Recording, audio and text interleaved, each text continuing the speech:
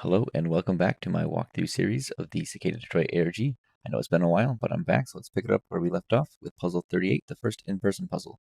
Now, as you will recall, we left off with a form you had to fill out. You put in your username, email, and your address, and then you are awaiting a package in the mail. And on June 1st, those packages will get mailed out, and over the next couple days they would arrive. The package contained an envelope that looked something like this. You can see this has my username on it. I have put a sticky note on here to cover my actual address. You can see that it came from cicadadetroit.com. If that'll focus. There, it focused. You see it came from cicadadetroit.com. You'll also notice that there is a lot of glitter in this bag, and that is because this was also a glitter bomb. There was a ton of glitter hidden inside the package. Fortunately for myself, I was not the first person to receive it, so I had warning that there was glitter in it. But, yeah, feel bad for whoever opened theirs first. I don't remember who exactly that was. But thank you for warning the rest of us about the glitter. Now, real quick, before we continue, I forgot to mention at the start, but this video is going to talk a lot more about the experience of the puzzles, not just how to solve the puzzles themselves, because I think that is a key part of doing the in-person puzzles, is actually being there and experiencing it. So, while I can't give you the exact experience, I'll do my best with pictures and Google Street View and whatever other tools I have to show you and describe the experience of the weekend, both for round 1 and round 2, and also the subsequent all-online versions that were made available in late December. Now, back to the glitter bomb envelope. Inside of the envelope, besides the glitter, there was also this floppy disk. It was inside of a small Ziploc bag to protect it from the glitter. I kept that bag, but I have no idea where it went, so you'll have to use your imagination. But it's just a small Ziploc bag. So we have this disk. Now, my computer here does not have a floppy drive, but fortunately, I have some older ones that do. So we are now going to cut to a different camera. Alright, and that other camera is my phone. And the other computer is this really old Windows ME Gateway laptop, which happens to have a floppy drive. So, take our disk, put that in,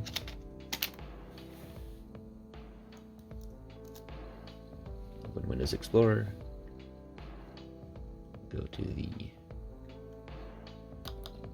floppy drive. You'll see we have a single file. It's called README. We'll open that.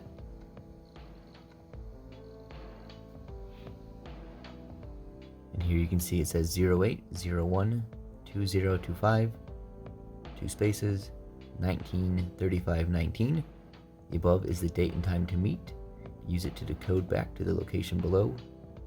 Then we have a cipher. We will now go back to the other computer. Alright, we're back on the other computer. And here you'll see we have our readme.txt file again. We have our ciphertext. And it should come as no surprise that we're going to go to decode and ask it to analyze this. We get a few results, and these aren't amazing, but it's partly because the ciphertext isn't very long, and also because there's a lot of ciphers that match this format, the format being a polyalphabetic substitution cipher, like the Visionaire cipher. In this case, we're actually looking at a Gronsfield cipher. We'll go there, paste in our ciphertext, and remember we had a key here. Take that key, hit decrypt, and we see we have det pint of origin, or Detroit point of origin. And you'll remember that the Detroit point of origin was a location we saw in one of the puzzles, specifically puzzle 33, and now we have a location. So going back to that note, see that this is a date and time. So this is August 1st, 2025, 19:35 and 19 seconds, so 7:35 p.m. Now, I said this was a Gronsfield cipher, but this is also a date shift cipher, which is just a specific version of the Gronsfield cipher. The key also happens to be a date. You shift every letter in your message by the values in the date. Where a Gronsfield cipher is just the same thing, but the key doesn't have to be a date, it's just any number. And the principle of how it works is the same as a Visionaire cipher, except instead of using letters, you're using numbers for your key. So now we have a date, a time, and a location. We have finished puzzle 38.1, and now for puzzle 38.2, we just need to be at that location at that time. Alright, so now fast forwarding to August 1st, we need to be at the point of origin marker, which is in Campus Martius Park. Specifically, it is right here, right in front of Park. Now, of course, we didn't need to be here until 7:35 p.m. So I personally met up with a number of my friends beforehand to get dinner. You see in the photo here, we have Brighton Cake / Essor, her husband. We have Rec, Jackrabbit, and his girlfriend, and then also me. And it was really great finally getting to meet people in person. And then after dinner, we headed over to the point of origin marker.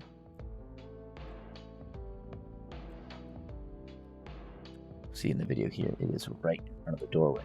So it's not exactly an appropriate place to be standing and waiting around.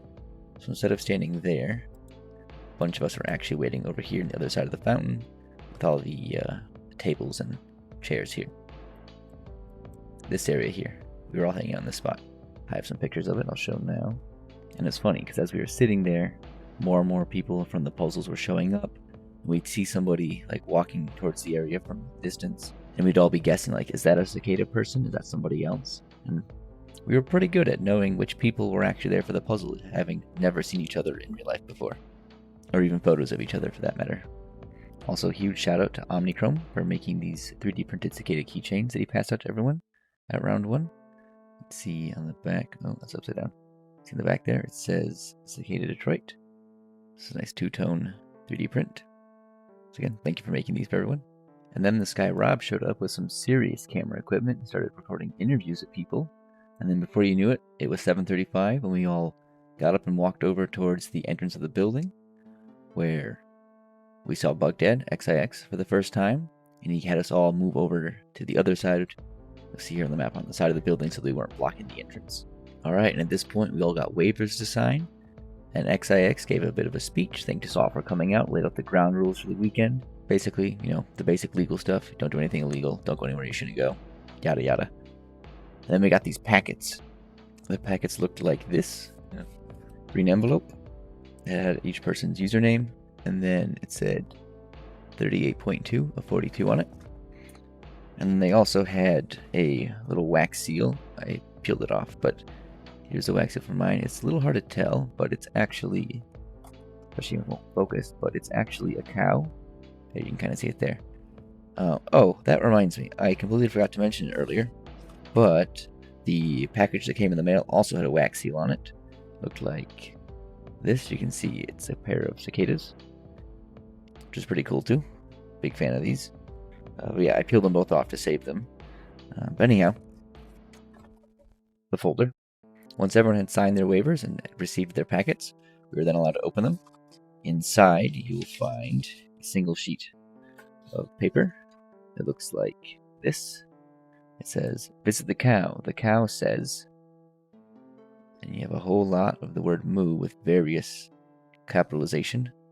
At the bottom, you'll see that there is an ASCII art cow. And at this point, we are off with puzzle 38.2. Now, a lot of people headed straight to the cow. Myself, and at least one other person, JG Yaklik, maybe there was others, but I only saw one person besides myself, stuck around to actually work on the code.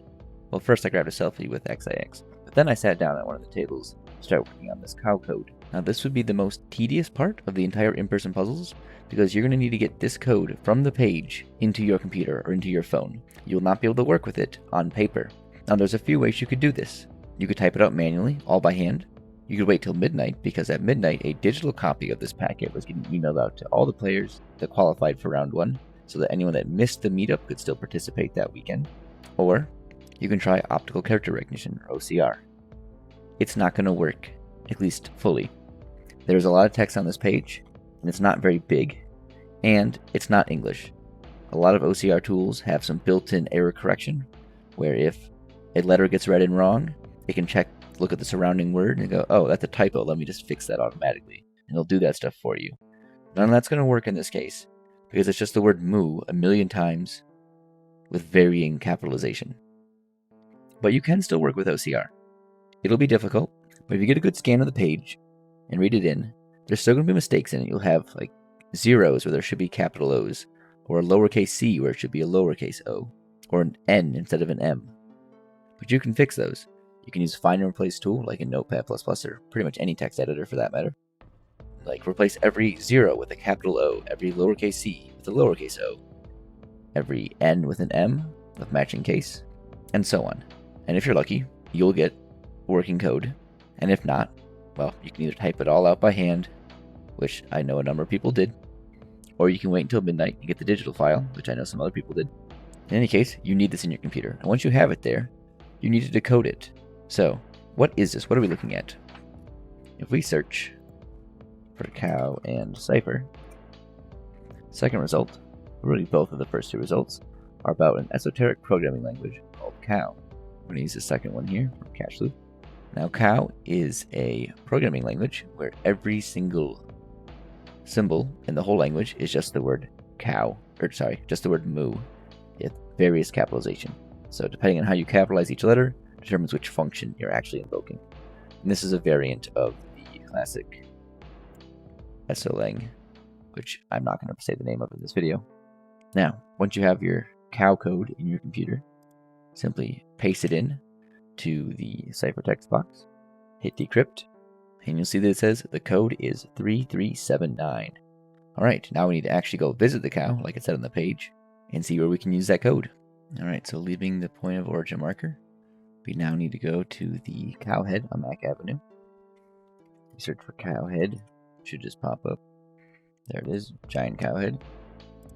So, see it's about a 15-minute drive, 6 miles. Head over there. We'll arrive here at the cow head. Looks like this, as you'll remember. Arriving on site, it'll look something like this. This was approximately 8 o'clock, I believe. See a number of players standing around working on their phones as they were trying to decode the cow code. And here you'll see Cake hunched over next to this little planter box with the sunflowers here. And what you can't see is that right in front of her is a small lockbox. A lockbox that looks like this. It's got a cicada on it. It had a loop on it. I don't have the loop. But this is the lockbox. That little... Alright, it was stuck. It looks like that. So now we will type in our password of 3379. Then you pull on the little lever here, and it pops open. Now this is pretty dirty because this is the box from round 1. It sat outside until round 2. And I didn't steal this. XX gave it to me. But there's some pieces of paper in there. Oh, they're falling out. And then also a big QR code taped in the back. For a less crusty version of this, I'll close this back up. The paper would have looked like this. It says take 1, close lockbox, shuffle numbers, you are being watched. And there was in fact a camera rigged up at the cow where XX could watch us. So we have a QR code here, and the QR code takes us to this page. I'm not going to try to pronounce the URL, but the page says, come grab a drink where this phrase was once uttered, the phrase being that word in the URL. That word is Polish, and it translates to thank God in English. And this is a reference to the Painted Lady bar that we saw in Puzzle 12. Back when the bar was called Lily's 21, it was operated by Lily Karkowski, a Polish immigrant, hence the Polish influence in the bar and the Polish phrase here. Further, there are clues in the HTML which point to the intersection of Joseph Campo Avenue and Jacob Street, where the bar is located. I would show you that, but the page has been updated. I'm not sure if it's still in there. Let me check that real quick. Okay, ignore the left side of the page. I've blocked it out, so no spoilers for the online version of this puzzle. But you'll see here, location, this ID tag on this div is location Joe and Jacob. So there's your extra hint that it is the Painted Lady that you need to go to. And then going from the giant cowhead to the Painted Lady, it's another 6 miles, 14 minutes. I will also say this road right here in particular, what is this, Mount Elliott Street? This road is terrible. Pretty sure this is the one I'm remembering. This road is just like one giant pothole. Like, there's more pothole than road. It's terrible. If you can avoid this, don't drive on that road. And getting over to the Painted Lady, this road, Joseph Campo, is, or rather was, I don't know if it still is, but it was under construction. Like, you could not get to the bar from like anywhere through here. You had to come through the neighborhood here, down these one-way streets, and try to find a spot to park. And then when you got there, parking is limited. I think I parked over by this gas station here, if I remember right. But yeah, here's the bar here. If you don't recall what it looks like, it looks like this. Very colorful building. Of course, by this point, it is getting dark out and the sun is going down. And if you haven't been here before, it is a nice little bar, great place to hang out with friends. Have some photos here from the inside when we met up. And then also we had XX was there waiting for us all, and also Rob, the camera guy, was there as well. And around the bar, you can find these little coasters. See, like in the photo here. And I have one of them here. The coasters look like this. You can see it here. Cicada. You got 4 QR codes. And scanning this QR code takes you to puzzle 39.1. So we're going to save that for the next video. So that concludes puzzle 38, at least the version of it that was in round 1. We now get to talk about the differences between round 1 and round 2. Alright, so the first difference with round 2 is that the floppy disk readme is different. We'll see we have a different date at the top. Instead of August 1st, 2025, it's now December 12th, 2025. The time is still the same. And we'll see that the ciphertext is also different. We'll take that ciphertext, go back to decode, paste that in, using the same cipher as before. Take our new key, paste that in, hit decrypt, and you'll see that we still get Detroit point of origin. So the location is unchanged. Oh, and there was one other difference with the packet. There was no glitter bomb in round 2 as far as I'm aware. But otherwise, the contents of the package were completely the same. Alright, now, one of the big differences with round 2 is that it was in December, so it was very cold. Which, if you haven't noticed, I have changed my clothes and I'm now wearing a coat, hat, and such to convey the vibe of round 2. It was very cold and windy in December. You'll see in this photo of the round 2 meetup that everyone is wearing hats and coats. It's because it was very cold. And shout out to Saturn91 for showing up with this awesome Cicada backpack. And a few players from round 1 also showed up to the meetup for round 2. Here we have Rec, Brighton, and my good friend Sounds, who was finally able to meet in person. Now the meeting went mostly the same. Once again had the waivers, and then there was the packets with the cow code. However, being that it was December and the time the puzzle starts, 7:35 p.m., the sun was already gone. The puzzle had to be changed a little bit. That time of year, it's not really safe to be sending people out to the Mr. Wilson building in the dark. Area gets a little sketchy. So the page with the cow code was a little different. I don't have a physical copy of it, but I'll show you on the computer what it looked like. Alright, so here's the page from round 2. It says, do not visit Mr. Wilson, but he has a message for you. You have cow code again, and then once again we have the ASCII art cow at the bottom. We will copy all of this. And now real quick, I forgot to mention earlier, but this ASCII art cow is not random. The original page, which is now only archived on the Wayback Machine, but the original page, website for this esoteric programming language, had this cow ASCII art at the bottom. Anyhow, back to Cache Sleuth. Paste in our new code. We'll hit decrypt, and we'll see that it says Love Lock Fence 3379. So the code is still the same, however, we are no longer going to the Mr. Wilson location to find the lockbox. So, where is this lockbox? Where is the Love Lock Fence? Well, if we do a Google search for Love Lock Fence Detroit, we get a couple results. There is the Love Lock Fences in Parker's Alley. There's also the Love Lock Bridge, the Bagley pedestrian bridge over I-94. And as it turns out, these are both perfectly valid options because there is more than one lockbox hidden for this round. Now, had you chosen to go to Parker's Alley, you had just 0.3 miles to go from the point of origin marker, 7-minute walk if you chose to walk it. Fun coincidence, the very first picture of Parker's Alley is the Love Lock Fence. Well, one of them, there are 2 in the alley. But here's a good view of what the alley looks like. And then on the walls, in 2 different spots, there will be fence pieces like this with a bunch of locks on them. Here's what one of them looked like. I'm pretty sure this is the one that everyone from round 2 went to. I don't think anyone went to the second one. I don't think anyone went to the one on the Bagley Bridge either. But I'll show you what that looks like as well in a minute. Yeah, this was one of them.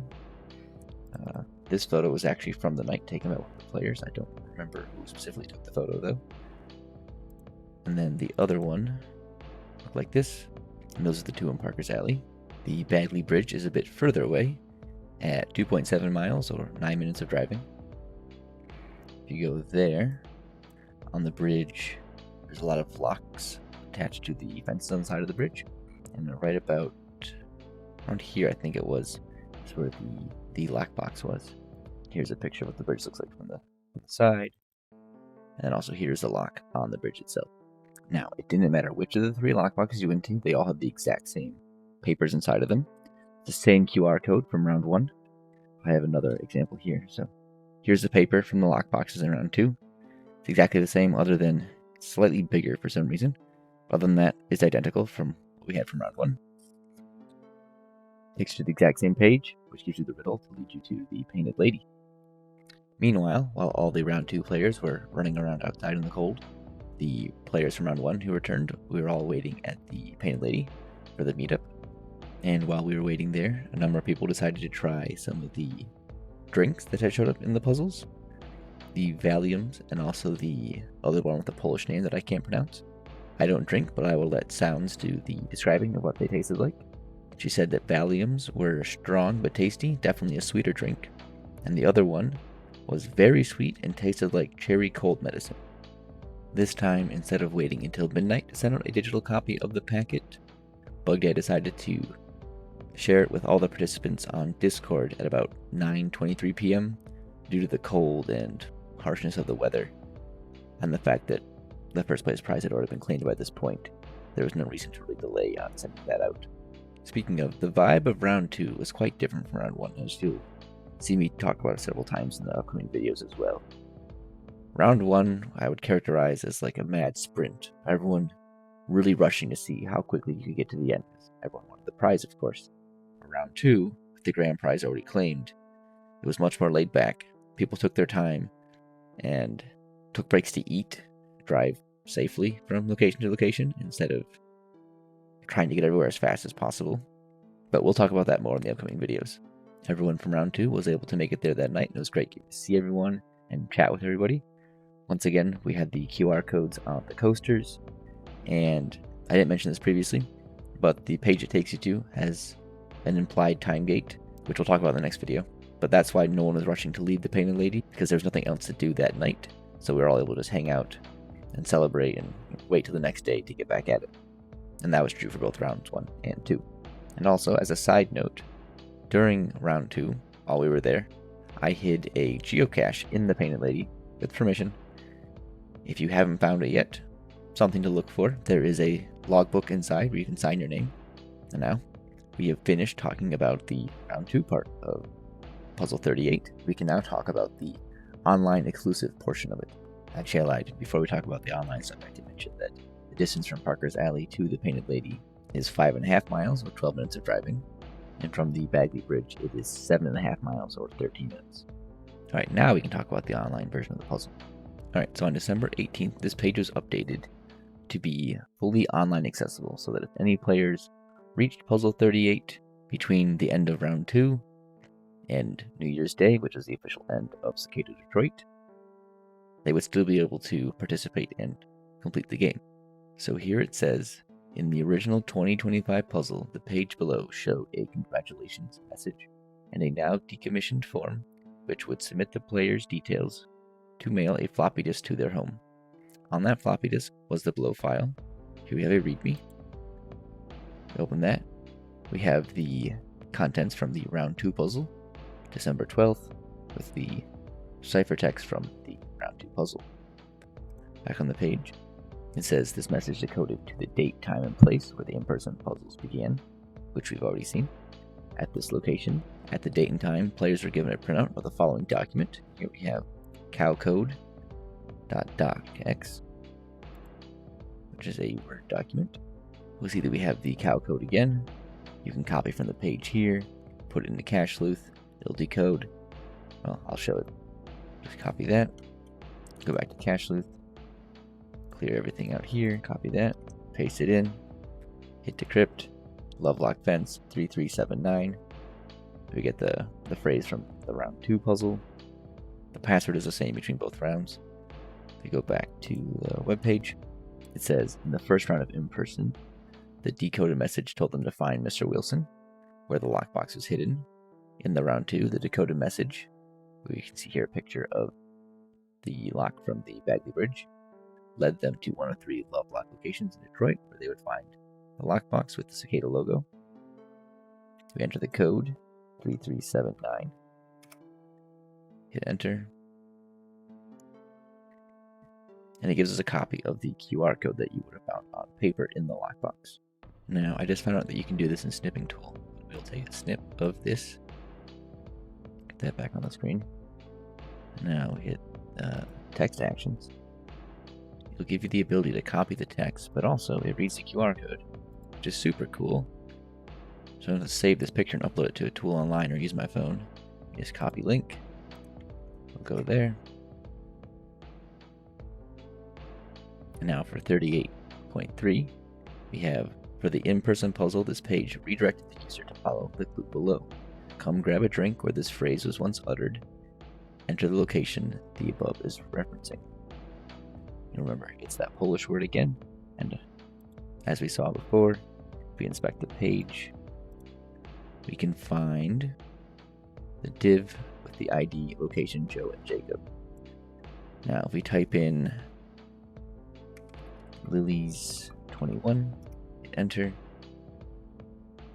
I just typed it in all lowercase, didn't use any punctuation or any spaces. The page now updates. Let's get rid of that. The page now updates. You get a picture of the front of the bar. It says, once they arrived, in order to drink, they will be served on the following coaster. Here we have a picture of the coaster. And scanning this QR code takes you to Puzzle 39, Part 1, which we will pick it up with next time. So that includes the online version of Puzzle 38. Alright, and that concludes Puzzle 38. We've covered Round 1, the differences with Round 2, and the online version. It's a bit of a longer video, I know. It's outside the typical 10 to 15 minute range I target for these. Now, I know it's not the mega video we did for 37, but still on the longer end. I hope you enjoyed. If I missed anything in this video, or if you have photos or something that I didn't get captured very well, please send them to me. I'll make sure to put them at the start of the next video. Don't want to miss anything. Thank you for watching, and I'll see you in the next one.